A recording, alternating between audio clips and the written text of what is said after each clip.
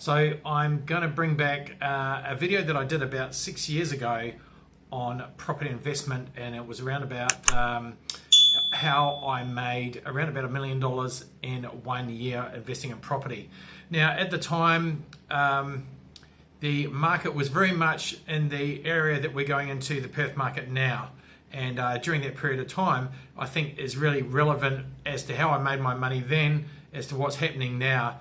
So if you want to understand as an investor how you can really set yourself free financially, and one of the, I think, the easiest ways to make money while you basically set it up and really don't do too much else, then maybe take a look at this video and see how I did that, and I'll go over some of the ideas around how I was able to create that much money over a 1 year period. Okay, so this can give you a real good blueprint as to how investing in property can help you out and really help you accumulate wealth over a period of time. So let's take a look at that video. Hi there, I thought I'd just do a quick video for you today, just showing you exactly how I was lucky enough and able to make $1 million or thereabouts in 1 year. And I say thereabouts because it might have been a little bit under that, might have been a little bit over $1 million, just depended on the value of the property at that time. So give or take, but either way, it was a very good thing. So what I'm showing you here on the screen is my spreadsheet, which I used a lot in the early days of building my portfolio, my property portfolio. And the main reason for that is by filling this out, it gave me a pathway to see what could potentially happen with these properties as I purchased them and then held on to them over time. So for example, before I get to the $1 million, I'll just take a step back and show you exactly how this works so it makes sense. So if we look at, actually just before I put that in there, if we look at along here, we've got the years 1 through to 10, okay, along the top here. Then down here we've got these columns, property 1, 2, 3, 4, 5, 6, 7, 8, 9, 10. These are the properties that you buy in order, depending on how many you buy. You might buy 1, you might buy 3, whatever. So in year 1, we buy our first property, which is property 1, okay?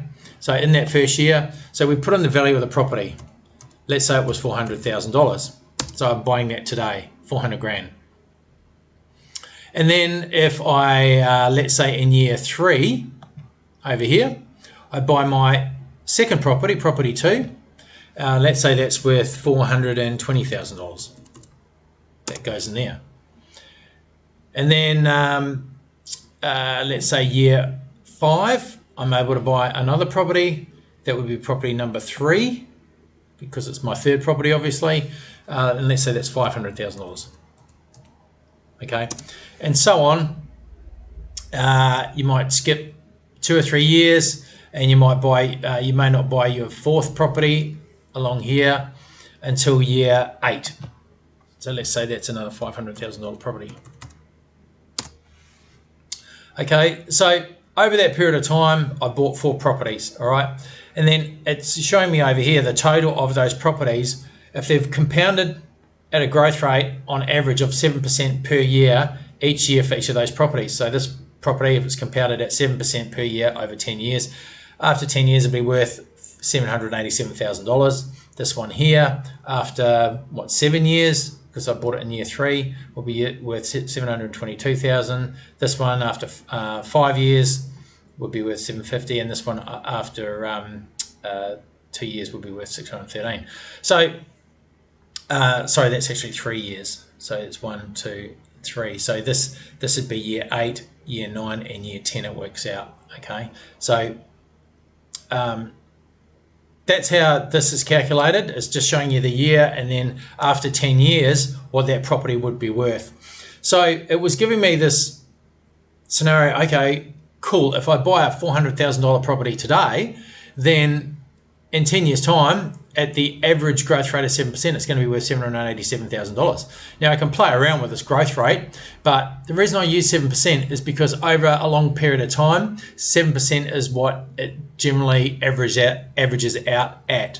So you get periods of time when it's below that and periods of time when it's above that.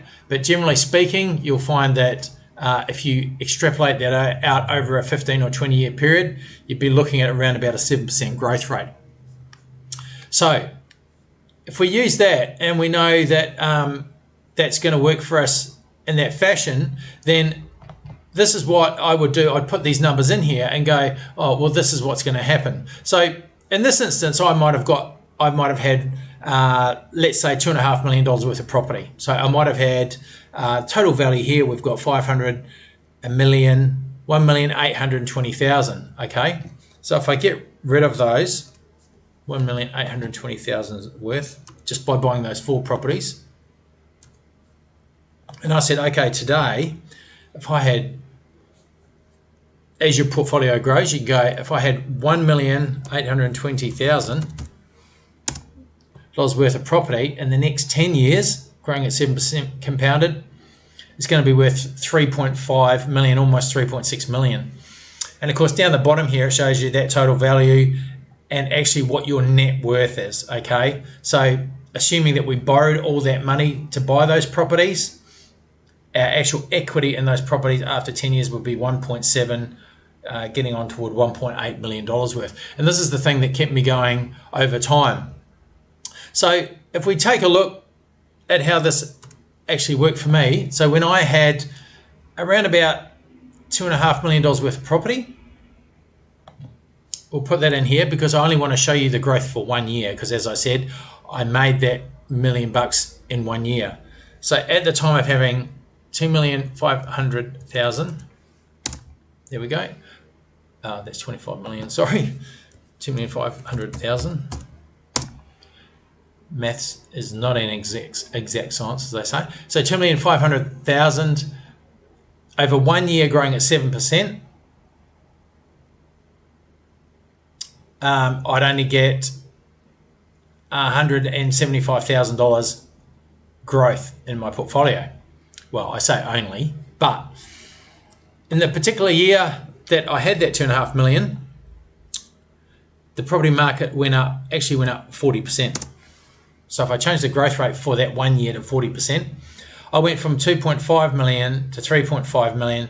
And as you'll see, my net worth went up $1 million because we had such a huge amount of growth in 1 year. So if my portfolio had obviously been less than that, let's say it was $1 million at that point. Let's say I had 2 properties worth 500,000. Then my net worth would have increased by 400,000. All right. Obviously, the more I have, the better I would have done out of it with that 40% growth rate. And so it's true whether it's 20%, 10%, 5%, whatever growth rate. The more you're holding, the better obviously you're going to do out of it. It's basic because that's a fairly basic maths equation. So that's how I made $1 million in 1 year. And to be quite honest, I don't really understand why more people don't do this. I would suggest it's because it's lack of knowledge. People don't understand it. They think it's risky. They find it hard to assimilate. I'm not really sure, but it's certainly not difficult and it's possible for everyone. So if you were going to start out today, as I said before, and you were going to buy, let's say, $500,000 property, we'll say 400,000. It's just the same process. Year one, property one, you buy that now, and then you accumulate over time. You might buy another $400,000 property, that would be your, property 2. Getting myself confused here. Property 2 in year 3, we pay 400,000. And then let's say in year 6, so we've got 2 properties now, we buy our 3rd property, let's say that's 500,000. Okay, and then because we've got 3 properties growing, we can buy another one, which is a lot better than one growing at a time. We could buy another one in year 8, so we buy our 4th property, property 4 in year 8. So that's another 500,000. And then in year 9, we can jump another one on the bandwagon there. So property number 5, let's say that's 550,000. Okay. So this is just, this isn't taking costs into account. It's just assuming you borrow all the money for that property at its face value there. So you borrow $400,000 for that one, you borrow 400 grand for that one, you borrow 500 for that one, 550 for this one, and so on. Normally what would happen if you had equity in your home and you weren't putting in actual cash deposit, then you wouldn't have to put any of your own money in. So you could actually just, you'd borrow 400,000, but you'd also have costs associated with that. You might have LMI, you might have some stamp duty or whatever. So you might borrow 410, not 400. But just to keep things easy, I'm just doing the borrowings based on the value of the property that's being purchased.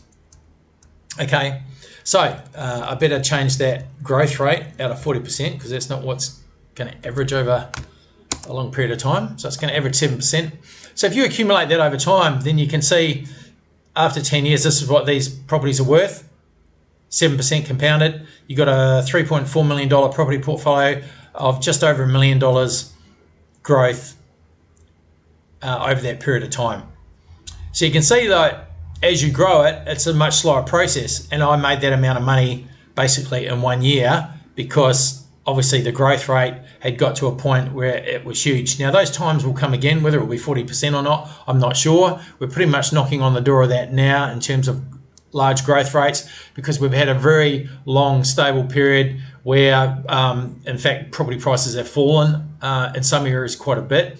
So and that was mainly due to the last growth cycle that we had was very, very strong. And then property tends to take, after your major growth cycle, property tends to take a breather for quite some time. So it's in these growth cycles that you really make your money. And we're heading into our next one now. So if I'm going to click at this little tab down here, we can actually extrapolate that beyond this portfolio of, what do we got there, 5 properties, beyond 10 years. So if I click on that, then this was the 10-year data that I was just talking to you about, making $1 million at 7%. Then after another 5 years, after 15 years, our portfolio would be, without adding to it at all, without adding any more properties to it, we just held on to what we've got. The property portfolio value would be worth $4.5 million and would have $2.2 million in equity. And then after 20 years, we'd have a $6.3 million portfolio with $4 million in equity. Okay, so that's just at an average growth rate of 7% compounded per year. Okay, and you can play around with this kind of growth rate, which is what I've done. Very, very useful to see where you can potentially go over time. And it keeps you in the game. It keeps you focused on why you're doing what you're doing.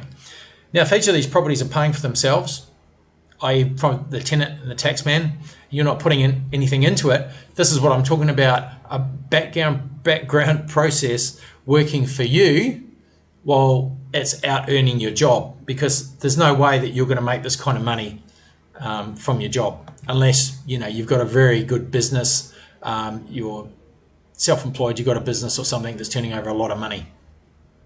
But as a JOB, you're not going to out earn a good process running in the background for you. And the irony of it is that it takes less time and effort than working at your job, yet it's going to produce much, much bigger results. So once again, I'm not really sure why a lot of people don't do this, and maybe you can start on the road to starting your own property portfolio as well. Okay, that's it. I hope you have a great day, and I hope we'll talk soon. So that's it for the video, guys. Hope as investors you got something out of that, and if you want to grow your wealth and reduce your income taxes at the same time and have a background process running for you that generates more wealth than your job can, then give me a call or email or text or whatever it is you want to do. Details on the screen there. Hope to hear from you soon.